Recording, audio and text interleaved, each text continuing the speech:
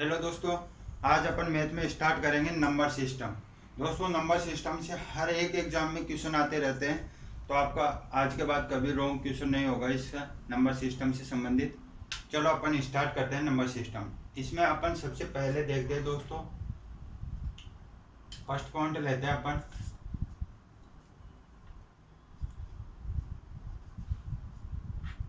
अंक का शुद्ध मान। अंक का शुद्ध मान निकालना। जैसे दोस्तों कोई भी अपन को संख्या दे देगा, उसमें से अंक का शुद्ध मान पूछ सकता है। इसका अंक का शुद्ध मान को अपन जातीय मान भी बोल सकते हैं दोस्तों।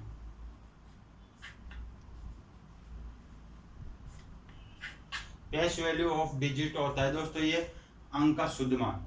जैसे मैं आपके सामने एग्जांपल लेता हूं, जैसे अपन एग्जांपल ले अंक का शुद्ध मान कैसे निकालेंगे दोस्तों। जैसे सपोज करो मैंने ये एग्जांपल ले लिया, इसमें अपन से पूछे कि 5 का जातीय मान क्या होगा। ये क्वेश्चन आ जाएगा दोस्तों, आगे ऐसे आएगा 5 का जातीय मान क्या होगा। तो अंक का शुद्ध मान वही होगा दोस्तों जो जिसका अपन से पूछे वही अपना आंसर होगा। जैसे 5 का पूछे तो 5 ही अपना जातीय मान होगा। इसका जातीय 5 का जातीय मान बताओ, तो अपना जातीय मान हो जाएगा 5, ये आंसर हो जाएगा। 6 का पूछे तो 6 का सेम वे का वही आ जाएगा दोस्तों, जातीय मान सेम होता है। 8 का पूछे तो 8 ही आ जाएगा। तो ये दोस्तों जातीय मान होते हैं। जैसे प्लेस वैल्यू स्थानीय मान, सेकंड पूछता है अपन से अधिकतर।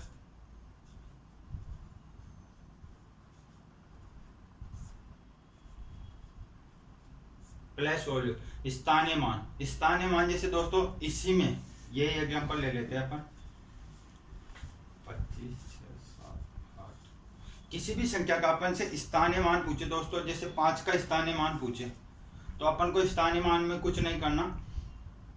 अगर इसका जातीय मान पूछता तो डायरेक्ट 5 आंसर हो जाते, लेकिन अगर स्थानीय मान पूछ ले अपन से तो इसके बाद जितने अंक हैं उतनी जीरो लगा दो। जैसे 5, 1, 2, 3, तो ये दोस्तों स्थानीय मान हो गए। जैसे मैं आपसे पूछे कि 7 का स्थानीय मान, 7 पीछे कितने अंक हैं 1, तो ये स्थानीय मान हो गए दोस्तों। जैसे 2 का स्थानीय मान पूछे तो 2 ऐसे कैसे रख दो और पीछे कितने अंक हैं 1, 2, 3, 4,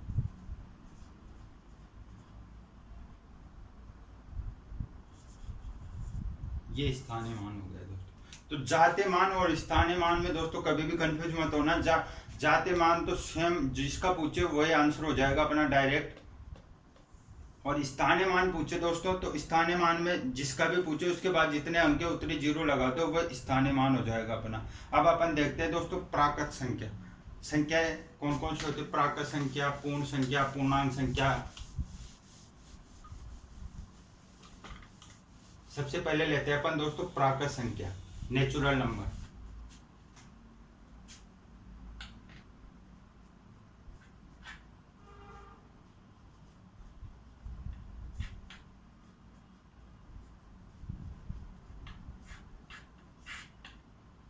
प्राकृत संख्या नेचुरल नंबर दोस्तों। प्राकृत संख्या क्या होती है दोस्तों?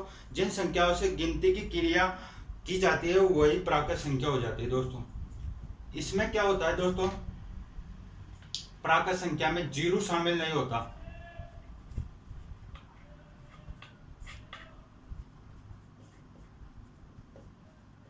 जीरो शामिल नहीं होता दोस्तों। इसमें प्राकृत संख्या में, प्राकृत संख्या से को किससे डिनोट करते हैं दोस्तों? कैपिटल आई से। प्राकृत संख्या को, नेचुरल नंबर को अपन कैपिटल एन से प्रदर्शित करते हैं दोस्तों। ठीक है दोस्तों। जैसे प्राकृत संख्या कौन कौन सी होगी?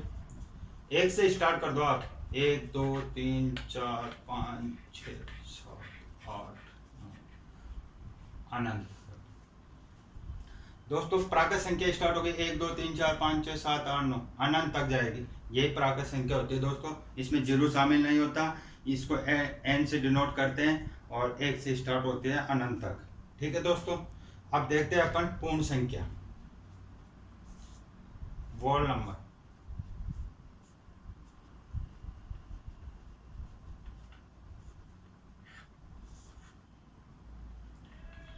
अगर प्राकृत संख्या में अगर अपन जीरो शामिल कर दे दोस्तों तो वो उससे बना समुच्चय या परिवार क्या क्या कहलाएगा? पूर्ण संख्या कहलाएगा दोस्तों।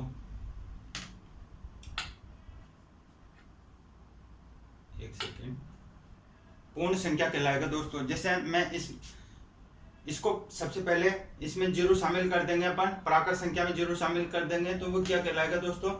कौन सी संख्या कहलाएगी? पूर्ण संख्या कहलाएगी। इसको किससे डिनोट करते हैं दोस्तों?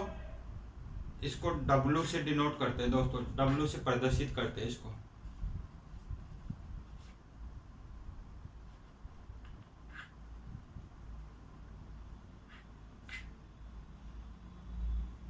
प्रदर्शित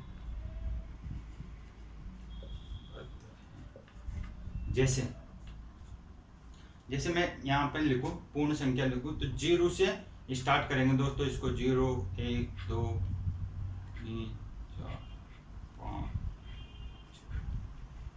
अनंत। तो दोस्तों पूर्ण संख्या में कुछ नहीं होगा, इसमें अपन को प्राकृत संख्या में जीरो शामिल करते हुए पूर्ण संख्या कहलाएगी। इसको W से प्रदर्शित करते हैं। अब दोस्तों अपन लेते हैं पूर्णांक संख्या। तो दोस्तों पूर्णांक संख्या किसे कहेंगे? जब पूर्ण संख्याओं को धनात्मक व ऋणात्मक चिन्हों के द्वारा दर्शाते हैं तो उसे पूर्णांक संख्या कहते हैं दोस्तों। पूर्ण संख्या को धनात्मक व ऋणात्मक चिन्हों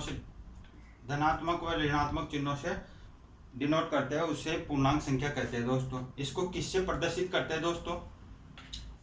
इसको Z से प्रदर्शित करते हैं दोस्तों। जैसे पूर्णांक संख्या कौन सी होगी? जैसे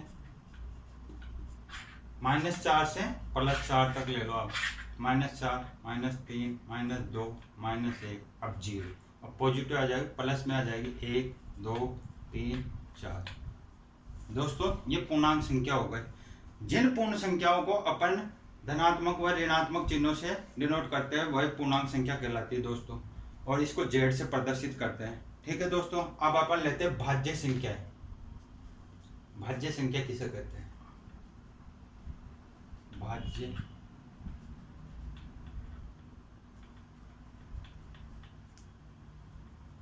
संख्या दोस्तों इसको यौगिक संख्या भी बोलते हैं। यौगिक संख्या, भाज्य संख्याओं को क्या बोलते हैं? यौगिक संख्याएं। या फिर आप यह भी बोल सकते हो दोस्तों इसको संयुक्त संख्या है।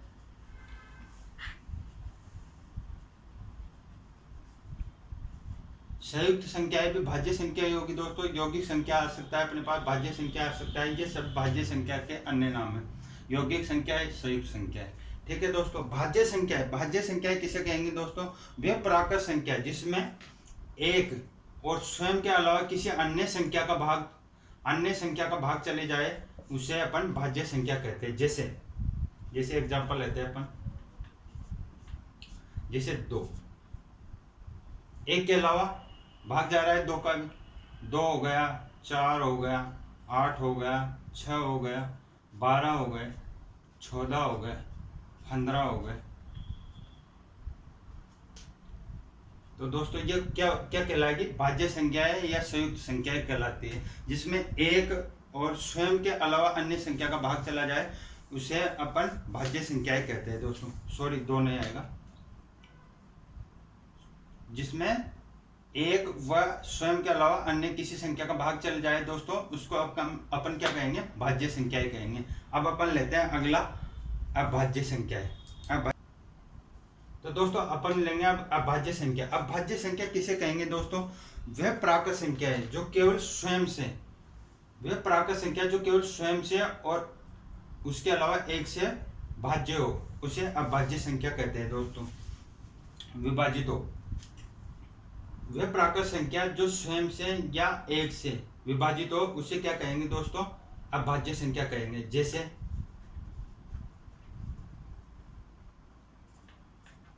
जैसे ले लो 2 3 5 7 11 17 19। दोस्तों ये अभाज्य संख्या कहलाएगी। इसमें ये स्वयं एक तो स्वयं संख्या से विभाजित होगी या फिर एक से विभाजित होगी, उसे अभाज्य संख्या ही कहते हैं दोस्तों। इसको, इसका अन्य नाम भी है, इसे रूट संख्या भी कहते हैं, संख्याएं भी बोलते हैं दोस्तों, रूट संख्याएं भी बोलते हैं दोस्तों। ये हो गए अपने। अब देखो दोस्तों, इसमें सबसे छोटी अभाज्य संख्या कौन सी होगी दोस्तों, ये क्वेश्चन अधिकतर एग्जाम में पूछते रहते हैं। तो सबसे छोटी अभाज्य संख्या कौन सी होगी दोस्तों, 2।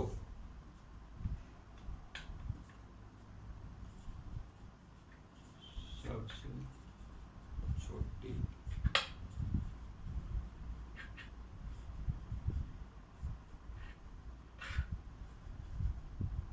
सबसे छोटी अभाज्य संख्या होगी दोस्तों अपनी 2। और 2 एक ऐसी सबसे छोटी अभाज्य संख्या है दोस्तों जो सम संख्या भी है। क्या है, 2 एक अभाज्य संख्या है और सबसे छोटी संख्या है, और जो कि सम भी है। और एक के बारे में कहे तो दोस्तों ये ना तो भाज्य है और न ही अभाज्य है, ना तो ये भाज्य है न ही अभाज्य संख्या है, दोनों नहीं है। एक ऐसी संख्या है जो ना तो भाज्य है और न ही अभाज्य है। ठीक है दोस्तों, अब अपन देखते हैं कुछ अभाज्य संख्याएं देख लेते हैं दोस्तों। देखते हैं दोस्तों, जैसे 1 से 25 तक कितनी अभाज्य संख्याएं होगी।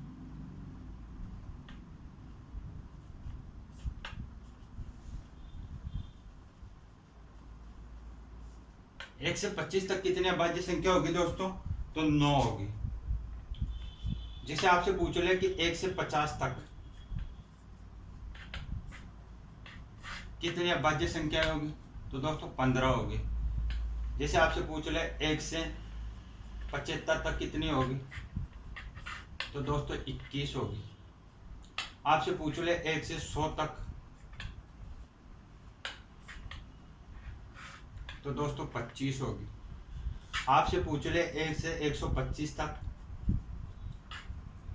अभाज्य संख्या कितनी होगी 125 तक, तो दोस्तों ये होगी 23। आपसे पूछ ले 1 से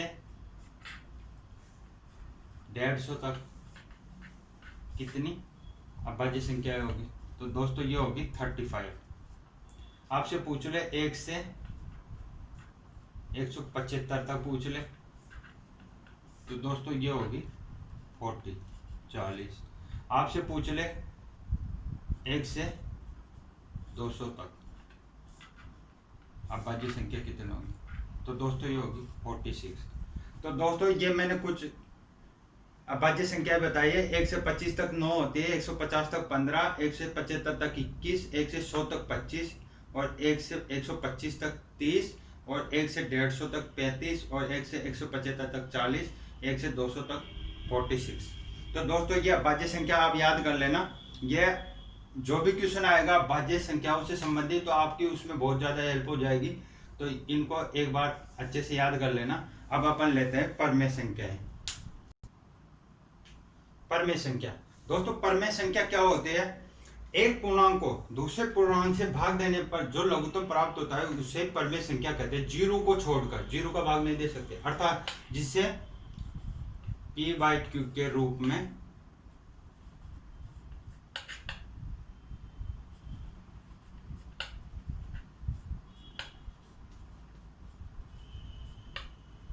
अर्थात जिसे p/q के रूप में लिख सकते हैं उसे अपन क्या कहते हैं,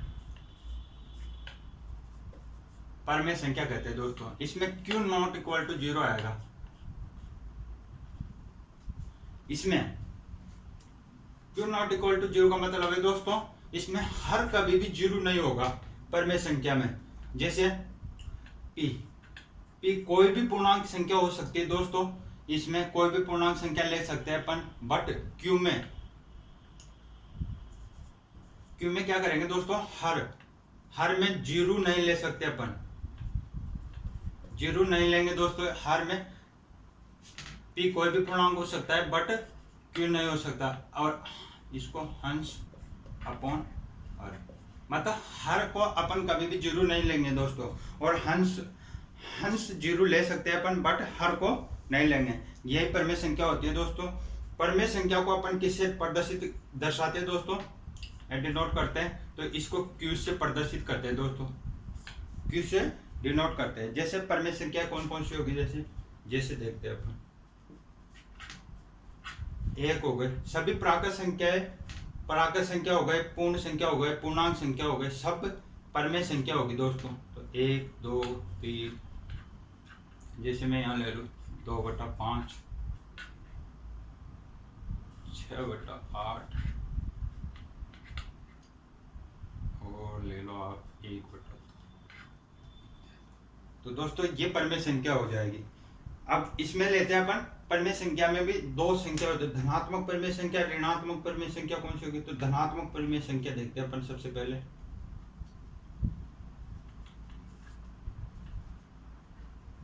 धनात्मक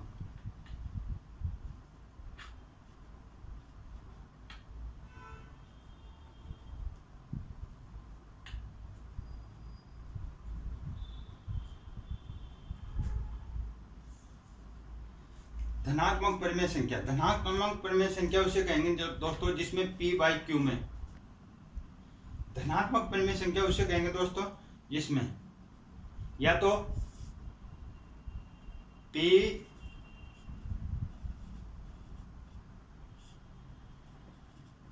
p धनात्मक हो और q भी धनात्मक हो, या तो p ऋणात्मक हो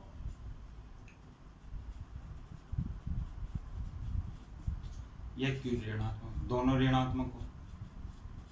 तो दोस्तों उसे क्या कहेंगे अपन, धनात्मक परमेय संख्या। जैसे एग्जांपल के तौर पे बताता हूं मैं, ये दोनों p भी धनात्मक ले लिया, q भी धनात्मक ले लिया, तो ये परमेय संख्या हो जाएगी दोस्तों। जैसे मैंने धनात्मक संख्या 5 ले ली, 7 ले ली, तो ये धनात्मक परमेय संख्या हो जाएगी। जैसे मैंने दोनों p भी नेगेटिव ले लिया और q भी नेगेटिव ले लिया, तो वो भी धनात्मक परमेय संख्या हो जाएगी दोस्तों। जैसे -7/-9, यह ले लो आप, और -5/-11। तो दोस्तों ये क्या होगी, धनात्मक परमेय संख्या होगी। और ऋणात्मक परमेय संख्या क्या होगी दोस्तों, मैं आपको बताता हूँ।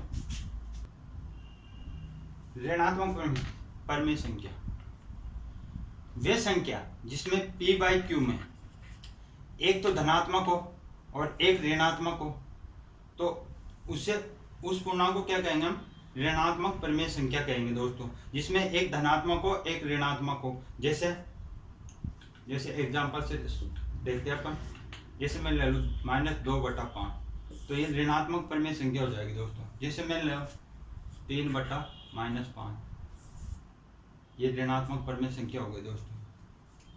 जैसे मैं सपोज करूँ यहाँ पे -2/7, तो ये ऋणात्मक परमेय संख्या हो जाएगी दोस्तों। इसमें एक पूर्णांक अपना धनात्मक होगा, एक ऋणात्मक होगा, वही ऋणात्मक परमेय संख्या होगी दोस्तों। ये ऋणात्मक परमेय संख्या हो गई। अब ऋणात्मक परमेय संख्या में कौन कौन सी संख्या आएगी दोस्तों, वे मैं आपको पॉइंटों के माध्यम से बता रहा हूँ। फर्स्ट पॉइंट लेते हैं दोस्तों, धनात्मक परमेय हो गया अपना, ऋणात्मक परमेय हो गया, परमेय संख्या के बारे में बता दिया। अब कौन कौन सी संख्या परमेय संख्या होती है देखते हैं अपन दोस्तों। अगर दशमलव के बाद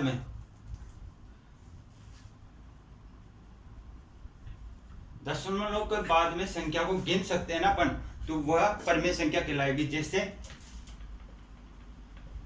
मैं लिख दूं यहाँ पे 2.345, तो दोस्तों ये 5 तक सीमित है, तो ये क्या कहलाएगी, अपनी परमेय संख्या कहलाएगी। जैसे मैं यहाँ पे ये ले लूं 1.414, ये परमेय संख्या कहलाएगी दोस्तों। एक होती है सेकंड, ये तो हो गई दशमलव के बाद जिस संख्याओं को अपन गिन सकते हो वही परमेय संख्या कहलाती है दोस्तों। एक होती है दोस्तों अशांत आवर्ती दशमलव संख्या, वे सभी अशांत आवर्ती दशमलव संख्या है दोस्तों।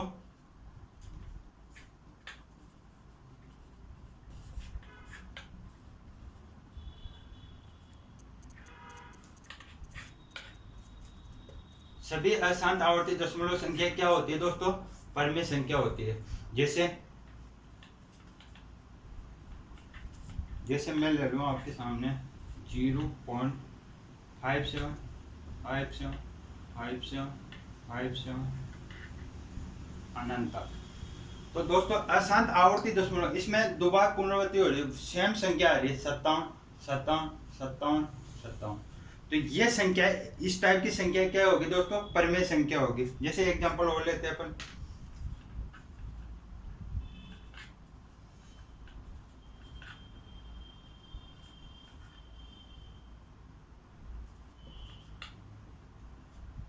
ये अशांत आवर्ती दशमलव संख्या क्या कहलाएगी दोस्तों? परिमेय संख्या कहलाएगी। इसको अपन ऐसे भी लिख सकते हैं, इसको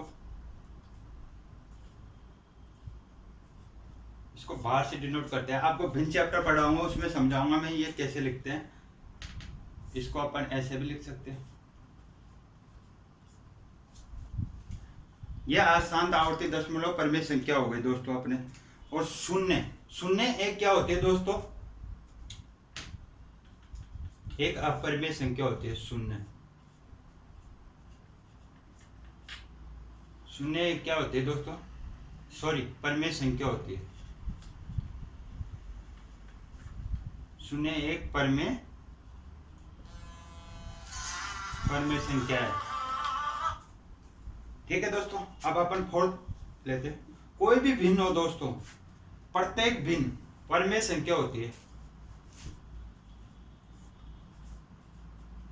प्रत्येक भिन्न क्या होती है दोस्तों? परिमेय संख्या होती है।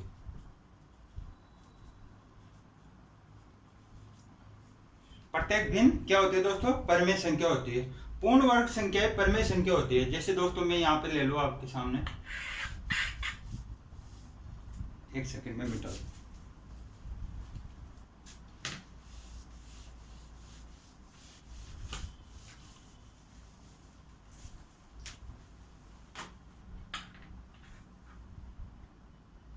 अपन फोन, अगला फोन को लेते हैं। पूर्ण वर्ग संख्या, पूर्ण वर्ग संख्या परिमेय संख्या होगी दोस्तों। पूर्ण वर्ग, सभी पूर्ण वर्ग संख्याएं क्या होगी? परिमेय संख्या होगी। जैसे अपन लेते हैं यहाँ पे रूट 144, तो ये क्या होगी दोस्तों? परिमेय संख्या होगी। रूट में जिसका वर्ग हो जाए दोस्तों, वो क्या होगी? परिमेय संख्या होगी। सभी पूर्ण वर्ग संख्याएं परिमेय संख्या होती है। जैसे मैं यहाँ पे ले लूं 17 का हो गई, तो ये क्या हो गई दोस्तों? परिमेय संख्या हो गई। ये 12 का होगा। जैसे मैं यहाँ पे ले लूं, सॉरी,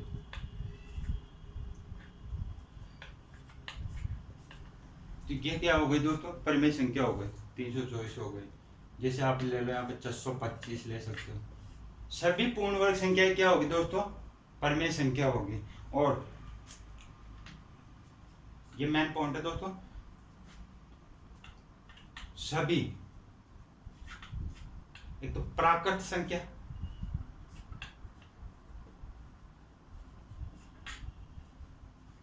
पूर्ण संख्या, पूर्णांक संख्या,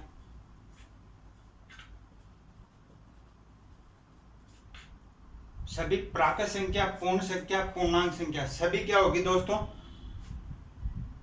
परिमेय संख्या होगी। ठीक है दोस्तों, दो परिमेय संख्याओं के बीच अनंत परिमेय संख्याएं होती है। जैसे दोस्तों दो परिमेय संख्या आ गए, दो परिमेय संख्याओं के बीच क्या होती है? दो परिमेय संख्याओं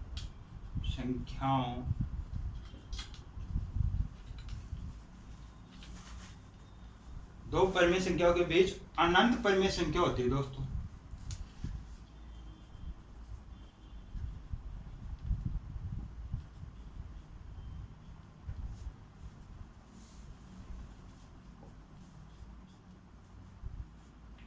दो परिमेय संख्याओं के बीच अनंत परिमेय संख्या होती है। तो दोस्तों मैंने परिमेय संख्या के बारे में आपको एक एक पॉइंट बता दिया। आप वीडियो को दोबारा देख लेना। आपको कभी भी परिमेय संख्या में आप कभी भी कंफ्यूज नहीं होंगे। और आपको वीडियो अच्छा लगा हो तो शेयर एंड सब्सक्राइब जरूर करें दोस्तों। धन्यवाद। आज के लिए इतना।